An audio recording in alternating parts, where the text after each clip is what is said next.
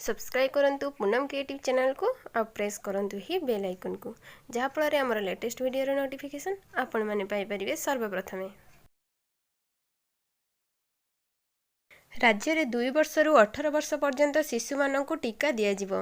राज्य में 1,40,00,000 शिशु अच्छा बिना छुंची शिशु को दिज्व कोरोना टीका। जेहेतु पिला माने इंजेक्शन को टीके डरती तेणु से फर्माडेप्थ टेक्नोलोजी माध्यम टीका दिज्व। एथिपाई स्वतंत्र मार्गदर्शिका आसिबो। परिवार कल्याण निर्देशक डाक्तर विजय पाणिग्राही यही सूचना देइछंती। जदि एका संगरे शिशु मानक टीका देवाई आरंभ करा जिवो, तेबे टीकाकरण केन्द्र संख्या बढ़ाइबाकू पड़िबो।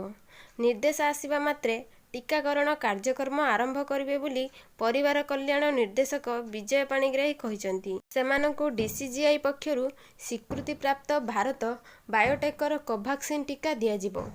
वर्तमान सुधा 3,50,00,000 डोज टीका दिया सरिलाणी।